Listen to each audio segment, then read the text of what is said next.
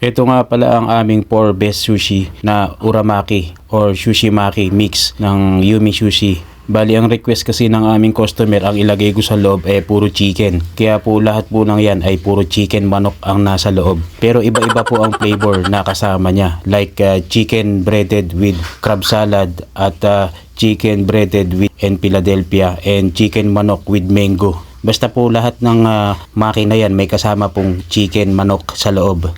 Yun kasi ang trip ng aming customer eh.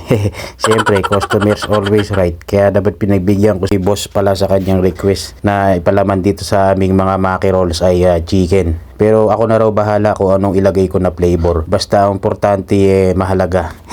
Hindi po yung may chicken manok sa loob na palaman. Kaya naman neto ibibigay na natin sa aming boss or sa aming regular customer. Yun lang. Thanks for watching and God bless everyone. See you in my next vlog. Alright.